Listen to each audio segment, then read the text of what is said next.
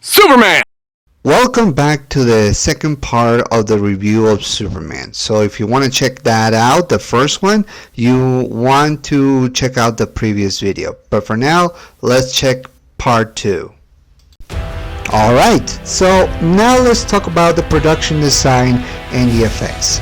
So this is a superhero blockbuster movie. We all know that we need to see a lot of crazy stuff in this movie, and thankfully James Gunn's mind, he delivered. Not only do we see great production from the costumes, the outfits, and the designs of the characters, we also get great landscapes, good visuals about Metropolis, the Fortress of Solitude, the pocket dimension that Lex Luthor created in order to imprison some of his enemies. That's something I also enjoy.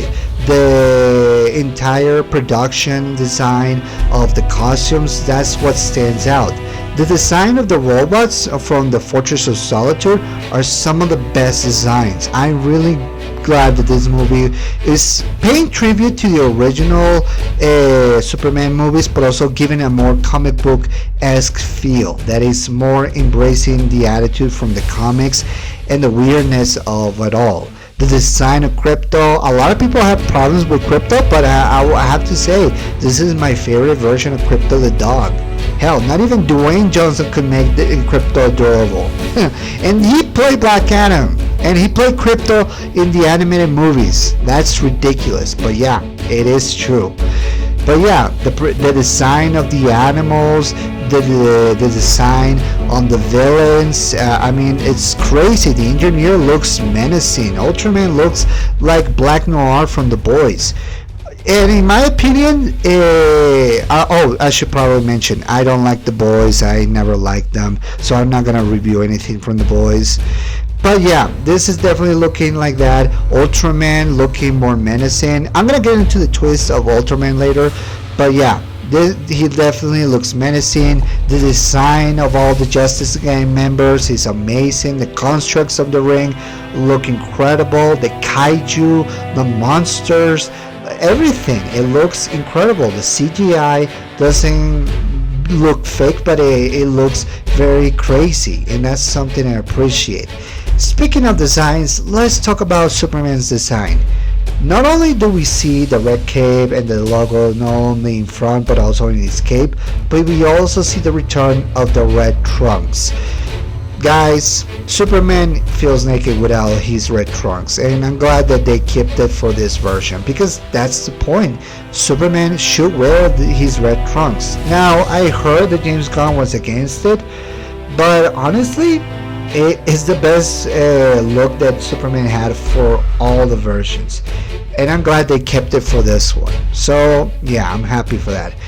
And the logo that we see in this movie, the symbol of Supes or the House of L, is definitely taken from the Kingdom Come version.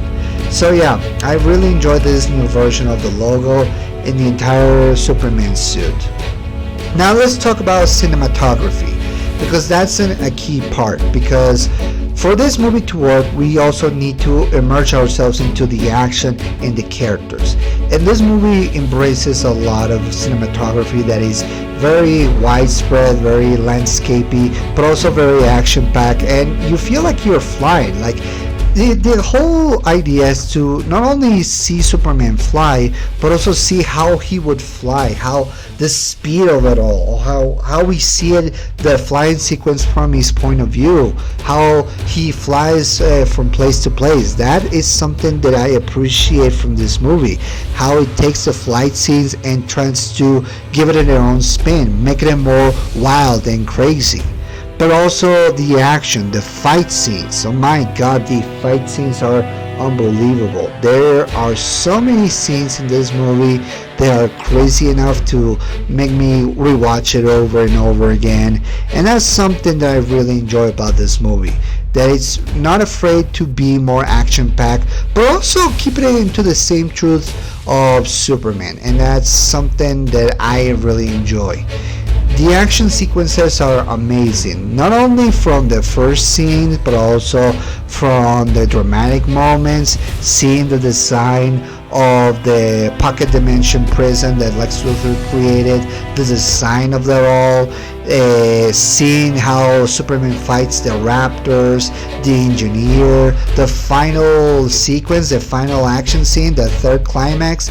It's unbelievable. It's very rewatchable over and over again. It's almost like, if think about it, like watching the Avengers in 2012, but with Superman. Basically, is the whole climax, but with more crazy stuff, more things happening, and that's something that is in the wheelhouse of James Gunn, and I really enjoy that very much. The final third act is a work of art alone. I really enjoyed it. Now let's talk about music. Now, the soundtrack of this music was going to pay not only homage to the original Superman, but it was also going to be also trying to be more modern in effects, or at the very least upbeat. They basically tried to make it more more distinct from the original, from the 70s one, but give it their own spin. The man who does the whole soundtrack is basically John Murphy alongside David Fleming, and that's, I have to say, the soundtrack is very good. They do a great job of making it look like the original Superman, but giving it their own theme, their own ideas. But because it's also a James Gunn movie, he also introduces a lot of soundtrack from different bands of rock and pop. And honestly, I appreciate that. I really enjoy that. The Mighty Crabs, I don't know. The Mighty Crabjoys, I'm going to be a fan of them, in my opinion. I want to listen to that soundtrack after this, so I'm going to do that. I'm going to listen to that soundtrack later. Now let's talk about how the whole movie ended, because I think it's important to let you know how everything unfolded. So once again, spoilers. If you haven't seen this movie, please stop the video here. Alright, so what happens at the end of the movie? Well, not only it turns out that it was Lex Luthor who planned it all, the war in Boravia against another country, but also he had a pocket dimension that he created in order to imprison everybody. Not just metahumans, but people he doesn't like. Even ex-girlfriends, the rat bastard. Basically, he imprisons people in order to meet his own goals. And his entire goal is to not only disrespect and stain in the good name of Superman, but also look himself like the victor. Like, his entire goal is to destroy Superman, not only in the public's eye, but also physically. Which brings us to the twist of the movie, which is Ultraman himself. It turns out that, yeah, it is a Superman clone. That is actually a clone of Superman that Lex Luthor created using DNA from Superman from previous battles. He created this clone in order to not only make him look like a mindless goon, but also use him as the Hammer of Boravia. In disguise, of course. He's working with the president of Boravia in order to discredit Superman, but yeah, he's using Ultraman in order to fight Superman. And that's something that we see in this movie, how Superman sees himself in Ultraman, in this clone, and how he could have ended up in a darker path had he never got the proper race from his parents, or the proper ideals and morals. Strip that all the way and he's just Ultraman, a mindless goon. It's also important to tell you that Ultraman is basically the reverse of Superman in many ways, and judging by this movie's ending, he ended up falling into a black hole. And if he judging by the fact that this pocket dimension sends people to another alternate Earth, it's very likely that this Ultraman version will become Bizarro Superman. Because if you look closely, the look of the entire design of the pocket dimension looks very square, very quadricular, if you ask me. which makes me to believe that not only is this version of Ultraman going to become Bizarro Superman, but also going to be like basically like a Bizarro Superman that creates his own bizarre world with friends. We have to wait until the sequel, but yeah, this is definitely something that we're going to see in the future.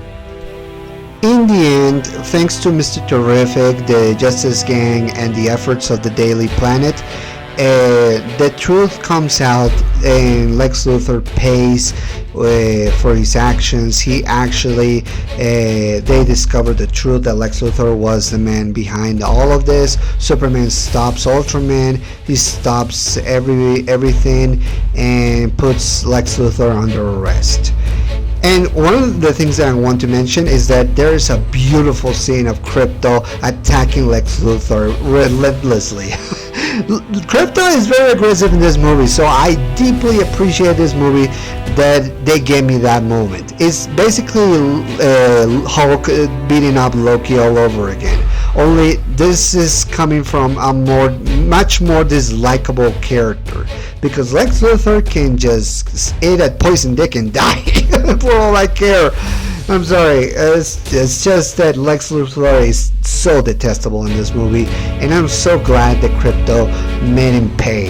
And yeah, Lex Luthor goes to jail, Superman and Lois kiss, everything is all fine and well, and we get Superman repairing his fortress and the robots, and we see Superman's movie end with Superman accepted as a hero, but more importantly, that he finally puts aside his Kryptonian parents and just appreciates the ones from Earth the most. And that is so beautiful. Now, with that being said, let's begin this section of the review by talking about the cameos, because by God, there are a lot of cameos, guys.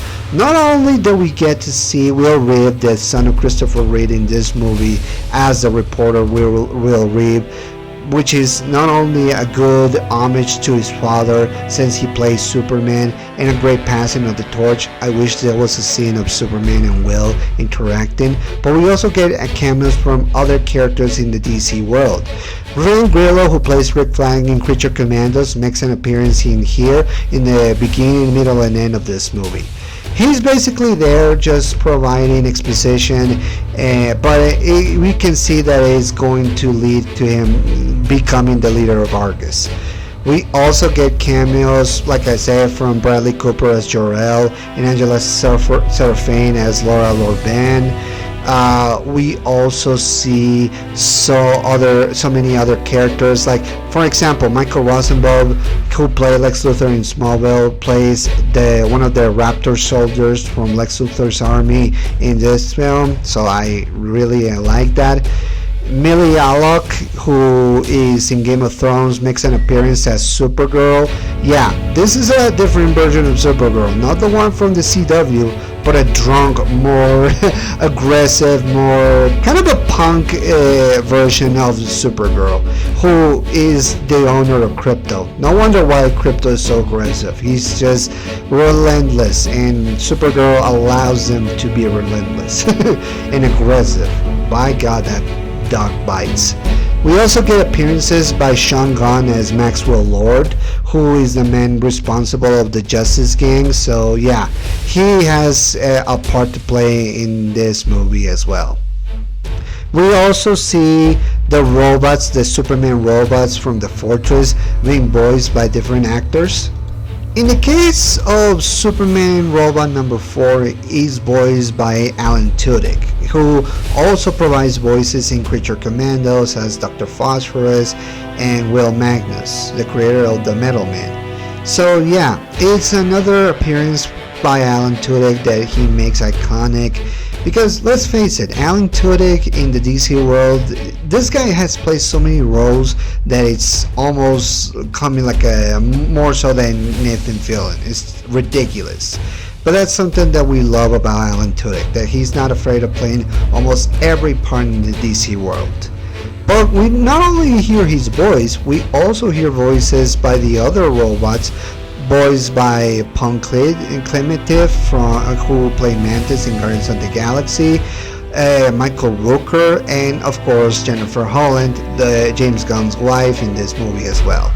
So yeah, and speaking of Jennifer Holland, who also plays Emilia Harcourt from Peacemaker, we get the appearance of the main man himself, Peacemaker, in this movie. He actually has a background cameo in which he's actually in an interview by the Anchor News, in which he's explaining his conspiracies about Superman, and that is something that I just want to see in Peacemaker season 2. Like, I hope to see a scene of Peacemaker talking to this news anchor, talking about the crazy conspiracies that he has about Superman, his poop fetish. Oh my god. Oh, I just cannot wait for Peacemaker season 2. But yeah, I'm so glad that he makes an appearance here, even though it's uncredited. So I highly appreciate that from this movie, and more so from all the people who work here. And thus, we finally come to the conclusion. I've seen so many versions of Superman in which they try to play the iconicness of the character by inspiring the magic and wonder of the world, but also in other versions I've seen how they wanted to make more action-packed and more intense. And above all those movies and TV shows and cartoons, this might be my favorite version of Superman. And the reason why is because it's allowed to be a Superman movie. Here's the thing about Man of Steel and why it didn't work. Zack Snyder is not a fan of the DC world. Hell, is not a fan of Superman. I know a lot of people liked Man of Steel, and hey, that's your right. If you love it, that's good. You should allow yourself to enjoy everything you can. But here's the thing why I don't like this film. And that is because Man of Steel is not allowed to be a Superman film. All the characters are superfluous. The action is very chaotic and hard to see. The mortals are twisted. All the characters feel like a cheap version of themselves. Superman killing his enemies. That's something that I was worried about this movie, about the new Superman. But it didn't. It allowed itself to be Superman, to allow characters to just play a part in this film, to have morals and ideas that we can actually be inspired to be. Not just save people and that's it, but also why it's important to save people, why it's important to just worry about life. In a day and age where all the heroes are basically anti-heroes or trying to be very dark and brooding, this is the one that doesn't need to be one. He is allowed to be a superhero. Superman, Clark Kent, Kal-El, doesn't matter. He is actually a superhero. His choices made him one. And that's something that we need to take into account. I know a lot of you like Man of Steel, but like I said, Zack Snyder just didn't care or didn't understand Superman enough to make it into a Superman movie, and that's why it never got a sequel. With this, I could see sequels up the wazoo. Okay, not necessarily make it all convoluted and all wacky and all that, but I want to see these ideas follow up in another story. Maybe see what happened to Krypton. We're gonna get a following about Krypton's legacy with Supergirl next year, so I hope to see that very soon. But like I said, this movie understands Superman than any other version.